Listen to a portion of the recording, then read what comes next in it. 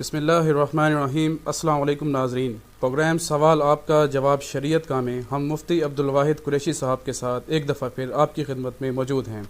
شروع کرنے سے پہلے اپنے تمام ناظرین سے گزارش کروں گا کہ ہماری اس ویڈیو کو زیادہ سے زیادہ شیئر کریں اور صدقہ جاریہ میں اپنا بھی حصہ ڈالیں۔ تو چلتے ہیں آج کے اپنے سوالوں کی طرف۔ حضرت، ہمارے پاس پہلا سوال ہے رانا مبشر بھائی کا۔ پہلے انبیاء علیہ السلام جو گزر چکے ہیں ان کی بیویوں کے نام کے ساتھ علیہ السلام لکھتے ہیں اور پڑھتے ہیں، پھر ہم حضور اکرم صلی اللہ علیہ وآلہ وسلم کی بیویوں کے نام کے ساتھ علیہ السلام کیوں نہیں پڑھتے؟ اس کی رہنمائی فرما دیں۔ بنیادی بات یہ ہے کہ نبوت اور غیر نبی ان میں فرق ہونا چاہیے۔ جب لفظ بولا جائے کوئی ایسی نشانی، علامت، پہچان، انٹروڈکشن، تعارف تو ہونا چاہیے جس سے سمجھ آئے کہ ہم نبی کی بات کر رہے ہیں، فرشتے کی بات کر رہے ہیں، ولی کی بات کر رہے ہیں، اہل بیت کی کر رہے ہیں، صحابی کی کر رہے ہیں۔ کوئی فرق تو ہونا چاہیے۔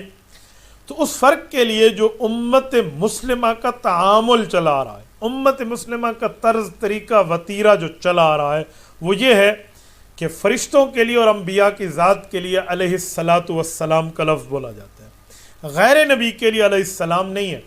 غیر نبی میں اگر صحابی یا اہل بیت ہے تو اس کے لیے ہے رضی اللہ تعالی عنہ، صحابیہ ہے تو رضی اللہ تعالی عنہ، وہ اہل بیت ہوں یا صحابہ ہوں، رضی اللہ تعالی عنہ، رضی اللہ تعالی عنہ کا ٹائٹل قرآن کریم نے ان کو دیا ہے۔ اور نبوت کی ذات کے لیے آپ صلی اللہ علیہ وسلم بھی کہہ سکتے ہیں، علیہ السلام بھی کہہ سکتے ہیں۔ جو غیر نبی کی بیویوں کے لیے لفظ بولا جاتا ہے، یہ میرے خیال میں عام طرح پہ بول لیا جاتا ہے، اس پہ شریعت کی کوئی بنیاد اور دلیل موجود نہیں ہے۔ جیسے اما حوا سلام اللہ علیہ کی جگہ لوگ کہہ دیتے ہیں علیہ الصلاۃ والسلام، اتنا یہ مشہور ہے کہ بعض اوقات ہم لوگ بھی کہہ دیتے ہیں، لیکن اس سے وہ نظریہ اور اصول نہیں ٹوٹتا کہ جو آج تک امت کو اصول چلا آ رہا ہے کہ انبیاء کی ذوات قدسیہ کے لیے علیہ السلام کہہ دیں۔ میں ایک جملہ آپ کی خدمت میں کہتا ہوں، علیہ السلام کا معنی ہوتا ہے اس پر سلامتی ہو، تو یہ لفظ فی نفسی کہنے میں کوئی جرم نہیں ہے، آپ کہہ دیں۔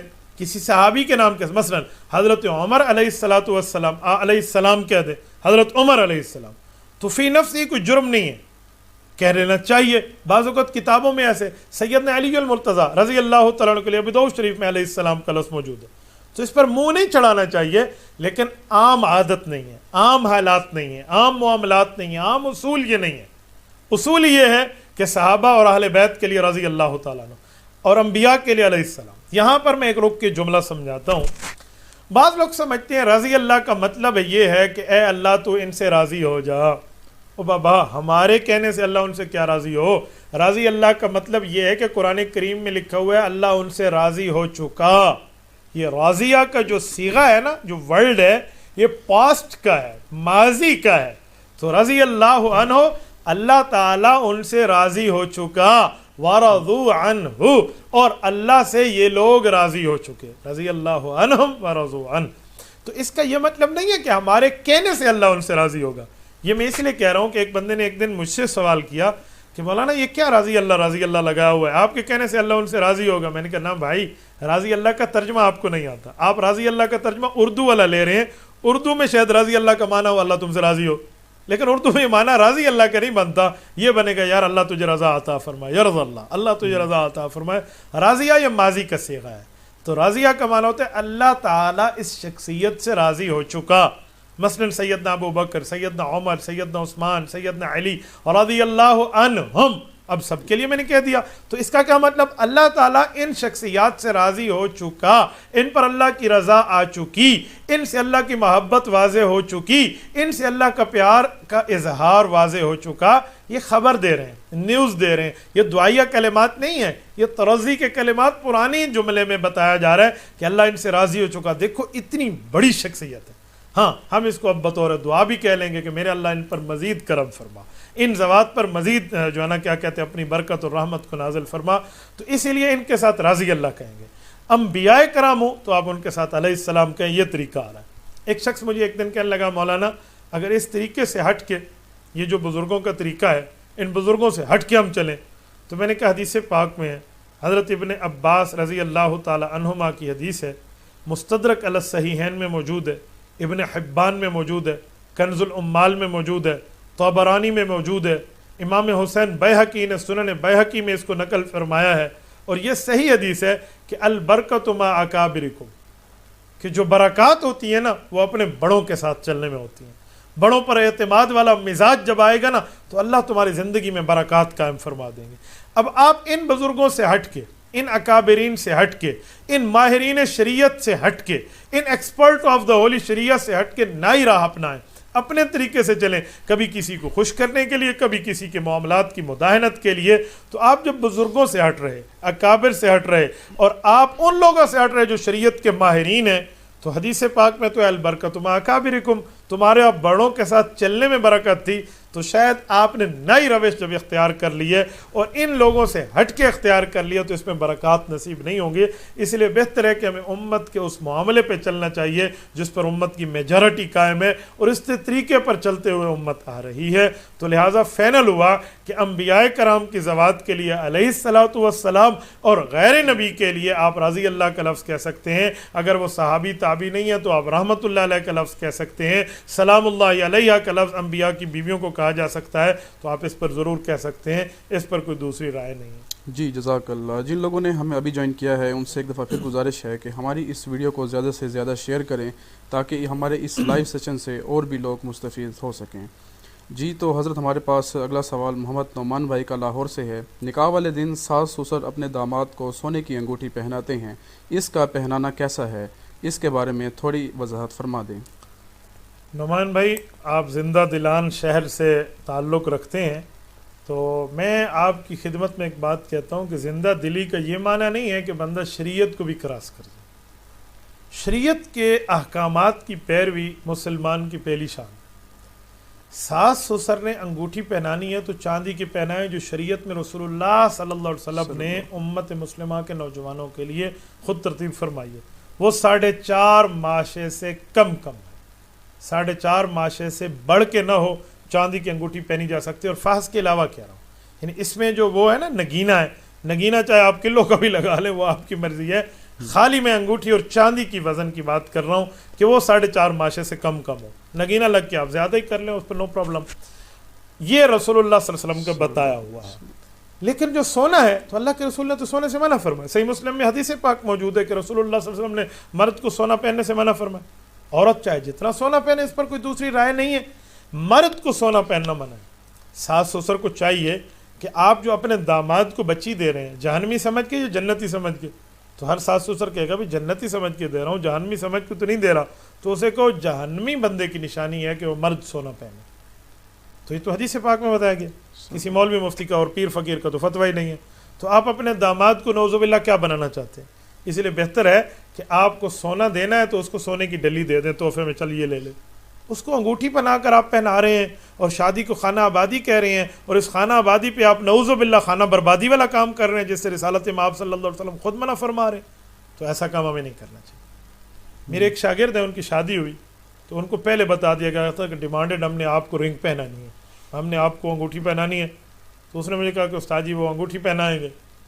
تو اب میں نہ بھی نہیں کر سکتا، نہ کرتا ہوں تو رشتے کا معاملہ خراب ہوتا ہے، اب کیا کروں؟ میں نے کہا وہ انگوٹھی پہنا تو آپ کہنا کہ میں خود پہن لیتا ہوں، ان سے لے لینا اور انگوٹھی جیب میں رکھ لینا. آپ نے دے دی بھی دے دی، اب میں اس کو سر میں پہنوں، پاؤں میں رکھوں، جیب میں رکھوں، انگوٹھی انگلی میں پہنوں، میری مرضی ہے. تو یہ طریقہ کارگر ثابت ہوا اور بہتر ہو گیا. تو اس کے سسر مسئلہ سمجھنا ہی نہیں چاہ رہے تھے. اب ایک بندہ مسئلہ نہ سمجھے، ہم کیا کریں؟ مولویوں نے سختی کی ہوئی ہے. بابا مولویوں کا آپ کی انگوٹھی سے کیا لینا دینا؟ اللہ کے بندے، مولویوں کا اس بارے میں کیا خیال ہے؟ آپ ایک نہیں ایک 10 انگوٹھیاں پہنائیں لیکن اپنی بیٹیاں کو پہنا دیں، بیٹی کو دے دیں آپ یہ پہن لو. اسے تو دینے کے لیے تیار نہیں ہے. ابھی داماد، عجیب روش شروع ہو گئی ہے. داماد کو انگوٹھی پہنائیں گے، انگوٹھی نہ پہنائیں، بالیاں بھی پہنا دیں نا، نتنی بھی پہنا دیں، گلو بند بھی پہنا دیں.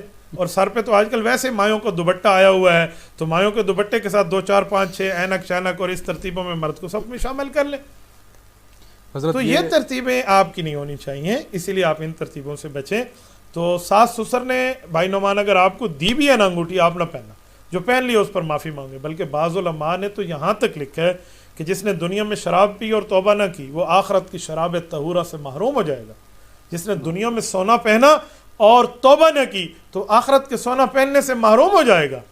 جو آخرت میں اساور من ذہب، جو سونے کے کنگن بادشاہوں کو پہنائے جاتے ہیں، ایک جنتی کو پہنائے جائیں گے. اس سورۃ دہر، یہ سیکنڈ لاسٹ سورہ ہے، پارہ نمبر 29 کی. تو اس کے پہلے رکوع میں اللہ پاک نے پوری ترتیب دی ہے تو اس سے بندہ محروم ہو جائے گا. اور جس نے دنیا میں گانا سنا اور توبہ نہ کی تو جنت میں حور کے نغمے سننے سے وہ محروم ہو جائے گا. تو آپ اپنے ساس سسر کو بڑے پیار سے سمجھائیں کہ اماں جی ابا جی آپ بھی میرے ماں باپ ہیں, تو آپ کو چاہیے آپ بھی جنتی رہیں اور میں بھی جنتی رہوں, ایسی ترتیب نہیں ہونی چاہیے, لہٰذا مجھے اس سے بچا لیں. جی جزاک اللہ حضرت. آج کل یہ ٹک ٹاک پہ بھی یہ ٹرینڈ بنا ہوا ہے سونے پہننے کا, تو اللہ تعالیٰ ہم سب کی حفاظت فرمائے. ہمارے پاس اگلا سوال چودھری رحمۃ اللہ صاحب کا ہے کہ بچیوں کو قاری صاحب کے پاس بیٹھ کر پڑھانا کیسا ہے؟ شریعت کی روشنی میں اس کی وضاحت فرما دیں. کسی نابالغ بچی کو قاری صاحب کے پاس بیٹھ کے پڑھانے کی گنجائش تو ہے کہ آپ اسے جا کر کلاس میں بھیج رہے ہیں, لیکن بچی بالغ ہے یا بلوغت کے آثار اس پر آ چکے ہیں تو آپ کو قاری صاحب کے پاس بھیجنا, اس سے پڑھوانا ناجائز ہے, بالکل جائز نہیں ہے. ایک خاتون کو ایک مرد بیٹھ کے پڑھائے, وہ کہتے ہیں مرد حسن بصری ہو اور عورت رابعہ بصریہ ہو, پڑھنے والی کتاب قرآن کریم ہو اور پڑھنے کی جگہ بیت اللہ ہو, پھر بھی جائز نہیں ہے. تو چاہے جائے چھوٹی بچی اور چاہے جائے قاری صاحب. یہاں پر بعض لوگ ایک چھوٹی سی تعویل نکالتے ہیں, میں تو قاری صاحب کے پاس اپنی بچی کو کلاس پڑھانے کے لیے نہیں بھیجتا, بلکہ قاری صاحب گھر ٹیوشن پڑھانے آتے ہیں. تو میرے بھائی تو بارش سے بچا اور پرنالے کے نیچے ٹھہر گیا, تو یہ ترتیب بھی غلط ہے. آپ چھوٹی عمر میں آپ بچی کو بھیج دیں, نہیں تو بچی کے لیے کوئی قاریہ رکھ لیں نا, قاری کے بجائے آپ قاریہ رکھ لیں. ایک قاریہ کو آپ جو ہے نا کیا کہتے ہیں اس کے لیے طے کر لیں کہ قاریہ صاحب آئے گی, وہ آ کر پڑھا جائے گی. تو بچیوں کی تعلیم کے لیے خواتین کی مدد لی جائے اور بچوں کی تعلیم کے لیے مردوں کی مدد لی جائے, بالکل ٹھیک ہے, اس پر کوئی مسئلہ نہیں ہے. اور چھوٹی بات میں مزید آپ کو سمجھاتا ہوں, بچیوں کی تعلیم میرے ذہن کے مطابق بچوں سے زیادہ ضروری ہے. ایک بچی کا پڑھ جانا ایک خاندان کا پڑھ جانا, ایک معاشرے کا پڑھ جانا, تو آپ اس کی تعلیم کی ترتیب ضرور بنوائیں, دنیاوی لیول پہ بھی اور دینی لیول پہ بچی کو پڑھنا چاہیے. آپ یقین مانیں دنیاوی لیول پہ بچی پڑھی ہوئی ملتی ہے لیکن کم, دینی لیول پہ ملتی ہے کم. میری عالیہ کو ایک بار اپنے کان دکھانے کی ضرورت پیش آئی, ENT ڈاکٹر مجھے اپنے سٹی لیول پہ نہیں ملا, جو کان دیکھنے والا کوئی عورت ہو وہ مجھے نہیں ملا. مرد ملے, میل ہے فیمیل نہیں ہے. میں نے اپنے سٹی DA خان سے بڑھ کے پروونس لیول تک سرچ کیا, میری سرچنگ میں کوئی فیمیل ڈاکٹر ENT میرے خیبر پختونخوا صوبہ میں موجود نہیں تھی. آپ مجھے بتائیں میں کیسے چیک کراؤں؟ اس نے نہیں چیک کرا, اس نے کہا چھوڑ دو, میں نے فلاں لاہور جانا ہے اور ادھر جا کے پنجاب میں چیک کرانا ہے. میں نے اس دن سے نیت کی ہے, میں نے کہا میں اپنی بچی کو انشاءاللہ عالمہ بھی بناؤں گا اور اس بچی کو ENT بھی بناؤں گا, تاکہ جو ضرورت مجھے آئی ہے اور مجھے معاملے میں ہمیں یہ دقت پیش آئی ہے کل کسی اور کی بچی کو نہ آئے. یار ہو سکتا ہے عورت مرد کو کیوں دکھائے, مجھے بتائیں. وہ کان کو چلو آپ فی نفسی کہہ دیں گے جی ڈاکٹر ہے اور میڈیکل میں گنجائش ہے, یہ کب تک ہم گنجائشیں لیتے رہیں گے یار؟ گنجائشوں میں بھی لوگ گنجائشیں نکال لیتے ہیں. میں نے اس دن ایک بندے کو کہا یہ کام کر لے, یہ شریعت میں احتیاط ہے. اس نے ایک کام آگے بڑھا لیا. میں نے کہا یہ کیوں؟ کہتے ہیں احتیاط میں بڑھایا. میں نے کہا جب میں نے احتیاط بتائی تو پھر اس احتیاط پہ احتیاط بڑھانا کہاں سے نکل آئے؟ تو یہ گنجائشوں پہ گنجائشیں نکالنے والی بات ہوگی. اسی لیے بچیوں کو پڑھائیں, دین بھی دنیا بھی, اور پڑھا کر آگے لے کر آئیں. ان کے لیے فیمیل ٹیچرز کی آپ ترتیب بنائیں. اللہ پاک آپ کی بچیوں کو بھی علم عطا فرمائے اور آپ کے بچوں کو بھی علم عطا فرمائے. جی جزاک اللہ. حضرت ہمارے پاس اگلا سوال عبدالجبار بھائی کا ہے. آج کل جلسے میں جو مولانا حضرات تقریر کرتے ہیں اور وہ جلسہ کرنے والے سے پیسے لیتے ہیں, کیا یہ ٹھیک ہے؟ بھائی عبدالجبار, آپ جب کسی عالم دین کو اپنے ہاں بیان کے لیے بلائیں گے, وہ آؤٹ آف سٹی آپ کے پاس آئیں گے, وہ گاڑی بھی کر کے آئے, اس گاڑی میں رینٹ بھی وہ دے, گاڑی میں پیٹرول بھی ڈالے, اپنے ساتھ ایک چلانے والا بھی لے کر آئے, کوئی اور معاملات بھی ہو جو یہاں تک پہنچے. یہ اس مولوی پہ ٹھپا لگا ہوا ہے کہ وہ اپنا ہی خرچہ کر کے آئے, آپ سے نہ لے. اگر کوئی صاحب استطاعت ہے وہ خرچہ کر کے آتے ہیں, ماشاءاللہ ہم اپریشیٹ کرتے ہیں. لیکن کوئی عالم ایسا ہے, آپ نے اسے بلایا ہے, ڈیمانڈ کر کے آپ نے طے کیا, عنوان بھی دیا ہے, آپ اس مہمان کا اکرام نہیں کریں گے؟ من کان منکم یؤمن باللہ والیوم الآخر فلیکرم ضیفہ او کما قال علیہ الصلوۃ والسلام. رسول اللہ صلی اللہ علیہ وسلم نے ارشاد فرمایا, اگر اللہ اور روز قیامت پر ایمان رکھنے والے ہو تو آپ کو مہمان کا اکرام کرنا چاہیے. اور مہمان کے اکرام کا کیا معنی ہے؟ عزت دینی چاہیے. اس کا خرچہ جتنا ہوا ہے وہ خرچ آپ کے اوپر دینا لازم ہے, ورنہ نہ بلائیں نا. آپ اس عالم صاحب کے پاس چلے جائیں, اس کے کسی جلسے میں شریک ہو جائیں. اور پھر آپ کہتے ہیں وہ پیسے لیتے ہیں. میں نے تو ایسا کسی عالم دین عالم حق گو کو نہیں دیکھا جو اس بنیاد پہ کہ جی اتنے پیسوں پہ رہوں گا. وہ تو ضرورت کی بنیاد پہ آتا ہے. آپ اس کے ساتھ تعاون کر لیں تو فبیہا، آپ نہیں کرتے تو میں نے تو اپنی زندگی میں کسی عالم حق گو کو نہیں دیکھا جو اس طرح کے معاملات کر کے جائے. لیکن حق آپ کا بنتا ہے. میں حیران ہوں، آپ ڈاکٹر کو گھر بلاتے ہیں تو فیس علیحدہ، ڈاکٹر کے پاس جاتے ہیں تو فیس علیحدہ. تو آپ جب عالم دین کو گھر سفر کرا کر بلائیں گے اور اس کے اخراجات آئیں گے، معاملات طے ہوں گے، تو اس کی پورا کرنے کے لیے پتوری تو گاما آسی بھی او کرے سی، ہم نے نہیں کرنا. تو ذمہ داری آپ کی ہے، رسپانسبلٹی آپ کی ہے، اکرام آپ کا ہے، احترام آپ کا ہے. یہ آپ کا معاملہ بنتا ہے کہ آپ اس معاملے کو دیکھیں اور آپ اس معاملے کو سمجھیں. تو حق ہے کہ ایسا کیا جائے. میں یہاں پر ایک جملہ مزید کہتا ہوں. جو آپ کہہ رہے ہیں جو مولانا جلسے پہ آتے ہیں اور پیسے لیتے ہیں، میں پوچھتا ہوں یہ جو آپ لوگ جلسہ کرتے ہیں، آپ کے اشتہار فی سبیل اللہ چھپتے ہیں؟ کہتے ہیں جی نہیں. آپ کے دعوت نامے فی سبیل اللہ چھپتے ہیں؟ کہتے ہیں جی نہیں.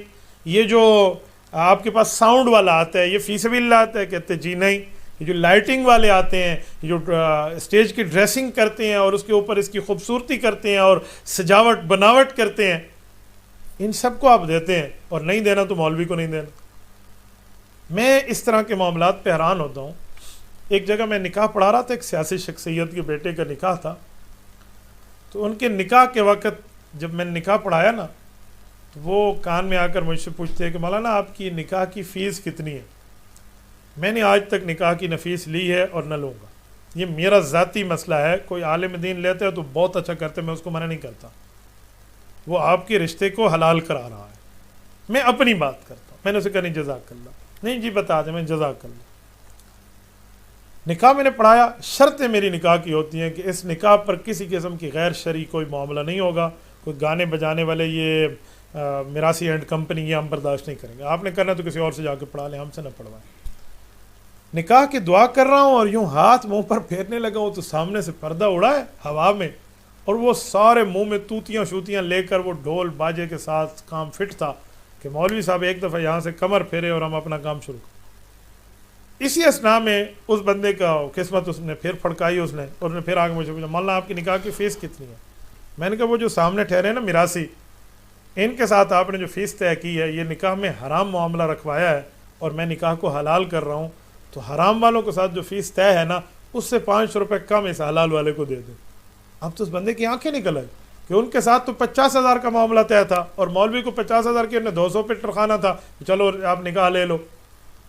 میں بہت حیران ہوتا ہوں. ایسے کام نہیں ہوتے. آپ ان سے تھوڑا بہت ہٹا کریں. اور میں ایک جملہ کہتا ہوں کہ تگڑے ڈاکٹر کو فیس دیتے ہیں تاکہ تگڑی صحت رہے. تگڑی فیس نکاح کی دیا کرو علماء کو تاکہ تگڑا تمہارا رشتہ اور ریلیشن رہے. اور اسی طرح آپ عالم حق کی اچھی طرح پہ علماء پر اچھی طرح پہ خرچ کریں تاکہ وہ کسی کے سامنے ہاتھ نہ پھیلائے. میں جس جگہ جمعہ پڑھا رہا ہوں میں نے ان سے طے کیا تنخواہ میں نے تم سے نہیں لینی مسجد والوں سے، اور عنوان تم نے مجھے نہیں دینا بھی اس پر عنوان پہ بیان کرو. میں اس علاقے کو جانتا ہوں. عنوان میں چوز کروں گا، ٹائم میرا ہوگا اور جمعہ آپ کا ہوگا. آپ نے مجھے تنخواہ دینی ہے پھر تو میں آپ کا پابند ہو گیا نا. تو آپ علماء کو اتنا اپنے پاؤں پر کھڑا کریں تاکہ وہ کسی کے سامنے ہاتھ پھیلانے والا نہ ہو اور ڈٹ کے مسئلہ بتائے. جیسے مسئلہ بتانے کا حق ہے تو ان کی ضروریات کو پورا کرنا میرے بھائی آپ کی ذمہ داری ہے.